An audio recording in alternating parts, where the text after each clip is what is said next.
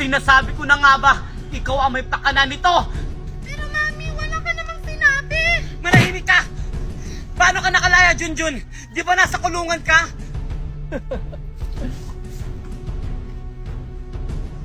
Walang hiya kayong dalawa! Pinagkatiwalaan ko pa naman kayo, mga traidor!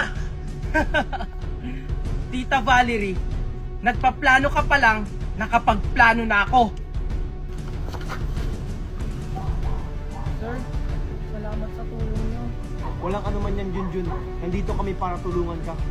Basta nasa tama, tutulungan ka namin. O tara na. Mga walang hiya kayo! Nasaan ang asawa ko? Ilabas niyo si Daddy! Nasaan ako? Valerie? Megan? Junjun? Nasaan kayo?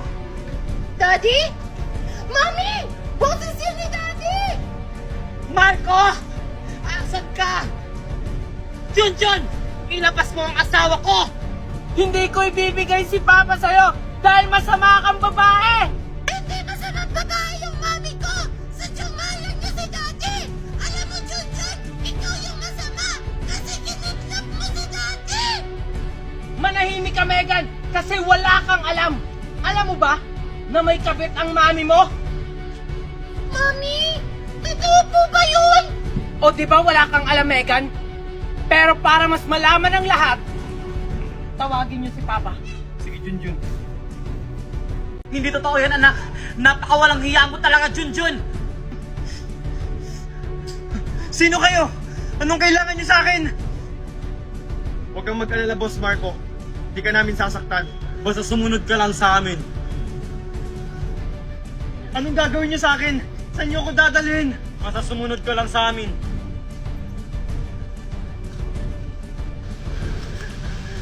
Junjun? Valerie, Megan? Ano nangyayari dito? Asawa! Daddy! Ang sagradong anak mo lang naman ang kumidnap sa'yo! Totoo ba yun, Junjun? Na ikaw yung may kakagawan neto? Oo, Papa! Ako ang nagpakidnap sa'yo dahil gusto ko lang ilayo kayo sa babaeng yan! Alam niyo ba, Papa, habang nagsasama kayo ni Tita Valerie, may iba siyang lalaki! At isa pa, siya din ang may dahilan kung bakit kayo na ospital! Nilason ka niya, Papa! Hindi totoo yan, Marco! Dahil sinungaling siya! Dahil alam mo naman na magaling siya gumawa ng kwento dahil isa siyang pulube! Bitawan niyo ako! Hindi ko na alam kung sino yung paniniwalaan ko sa inyo! Ako, Papa! Ako! Ako! Ako paniwalaan mo dahil ako ang asawa mo! Ako, Papa, dahil may ebidensya ako! Sir Marco, ako yung magpapatunay na nilason kayo ni Valerie kasi andun ako nung oras na yon.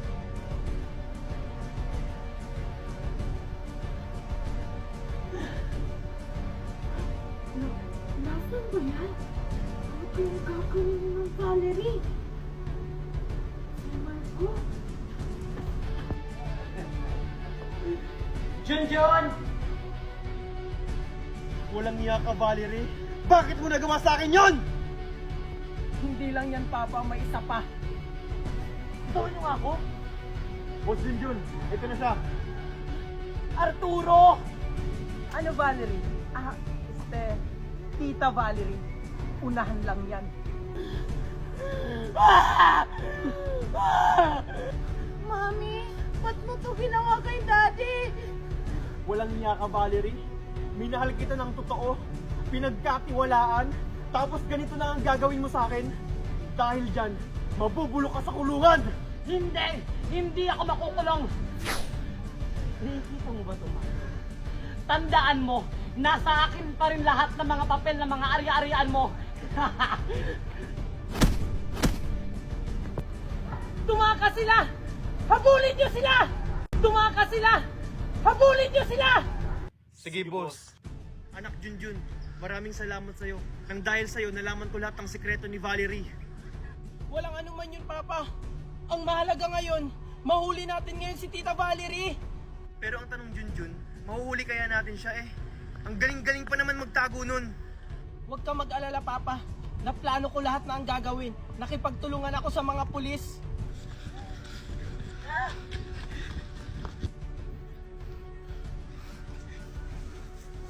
Asa na kaya si Arturo? Sana hindi siya mahuli. Valerie! Asa na kaya sila? Maghiwalay tayo! Doon ka, dito ako! Sige.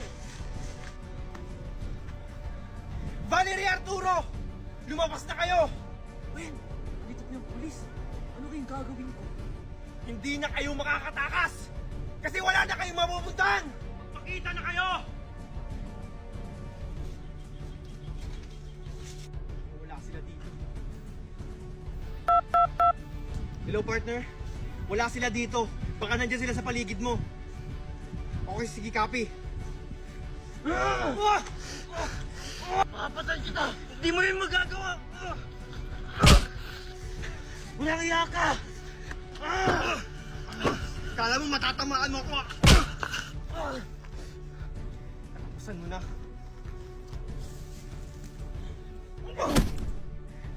Sabi ko naman sa'yo, hindi mo ako kaya eh.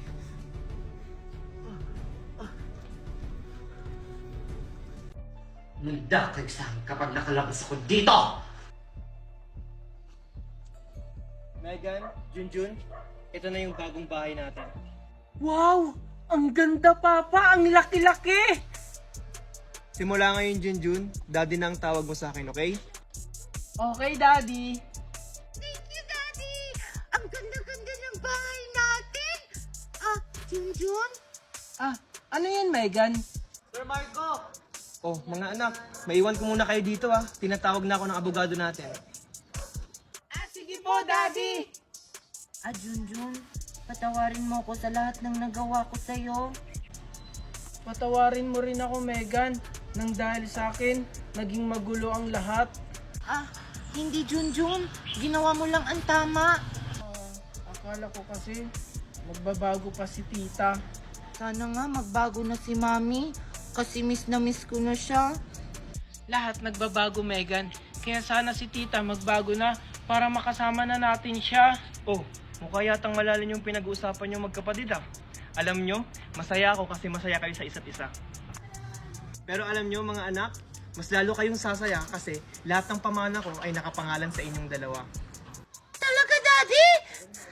Yay! Oo mga anak, kaya sana pagyamanin nyo ito. Thank you, Daddy! Ah, Daddy, oo nga pala, may napili na po akong charity. Charity? Oo po, yung kalahati po ng pera na galing sa inyo, ibibigay ko po sa charity sa mga batang naulila na po. Wow, ang bait mo talaga, Junjun. Ah, Daddy, pwede ba nating dalawin si Mami? Oo naman. Dito na lang ako maglalaro ng balon ko.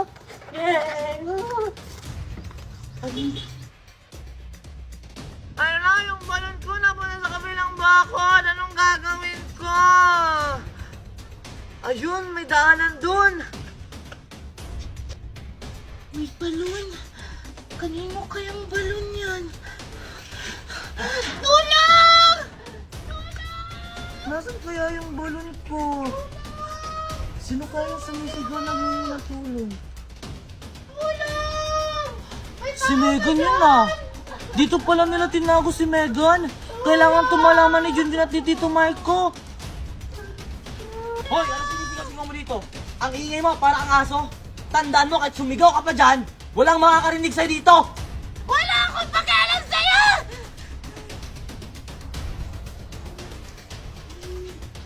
Saan to galing? Hindi ko alam! Kaya ka pala humingi ng tulong ha?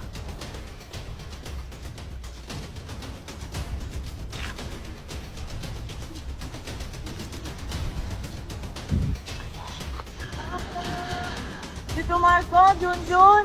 Tao po! Subukan lang nilang saktan yung anak ko. Junjun, Sir Marco, tao po! Junjun, may tao sa labas. Pagbuksan mo. Kuya si Megan. Ah, sige po, Daddy. Ano si Coco yun ah? Sir Marco! Yun, Tito Marco! Sino yan? Kokoy? Junjun! Oh, Kokoy! Bakit iniingal ka at mukhang kinakabahan? Kasi nakita ko kung saan tinago si Megan. Talaga, Kokoy? Oo, kaya kailangan na tumawag ng pulis. O sige. Daddy! O ano yun, anak?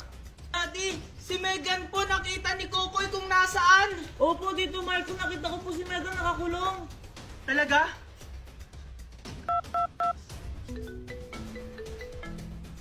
Hello, sir? Hello? May kailangan po ba kayo? Alam na namin kung nasan si Megan. Humanda na kayo. Okay, sige sir. Copy. Partner, nakaharap na doon na si Megan. Maghanda na kayo. O sige, sir. Junjun, Kokoy, huwag na kayong sumama para hindi na kayo mapahamak. Ah, Tito, paano niyo po malalaman kung nasan si Megan kung hindi niyo ako isasama? Oo nga pala. Sabihin mo na lang sa akin kung saan yung address. Ah, alam niyo po ba yung lumang bahay doon sa kabilang barangay? Yung kinaaling banang? Doon po nila tinago si Megan. Okay, sige. Kokoy, sundan natin sila. Ah, oo, sige, Junjun. Kokoy, hintayin mo ako! Bilisan mo kasi, Junjun, baka mabutan tayo ng daddy mo. Oh, sige. Wait lang, Junjun. Doon nila tinago si Megan. Talaga? O sige, puntahan na natin. Kailangan natin mag-ingat. Marami pa namang bantay si Megan. Baka makita tayo. Sige, tara. Valerie, manda ka kasi parang may nakatutod sa atin dito. May nakita kong balon kanina. Ano? Nalintikan na. Ayun si Megan nung nakakulong. Bantay sirado siya. Oh, mga anak! Ba't kayo umiiyak? Sinaktan ba na naman kayo ng mami nyo? Daddy! Si Mami! Iniwan na tayo! Ano? Ano ibig sabihin mong iniwan? Lumayas na po siya. Madami po siyang dalang gamit. Sabi niya, magtatrabaho lang daw si Daddy. Ano? Mga anak, dyan lang kayo. Hahanapin at kakausapin ko lang ang mami nyo. Tatagal po ba kayo dun, Daddy? Iiwan niyo rin po kami? Paano na kami? Siyempre naman hindi. Babalikan ko kayo, kakausapin ko lang yung mami nyo. Ah, sige po.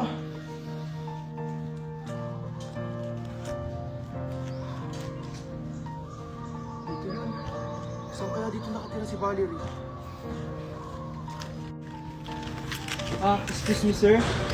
Anong kailangan mo? Itatanong ko lang po sana kung may kilala po kayo ditong nakatirang Valerie. Valerie? Matagal na ako nakatira dito pero wala akong kilalang Valerie. Ganun po ba? Sige, salamat po. Thank you, Naldo. Ngayon lang ulit ako naging masaya. Ano yung Valerie? Marcos? Si Marco ba yun? Ha? Imposible naman masusunod pa tayo dito. Hindi nga ako nagkakamali. Si Marco yan! Oo nga! Ano ba yan? Paano niya kailangan kung nasan tayo? Kailangan na natin umalis. Baka makita pa tayo. Tara na!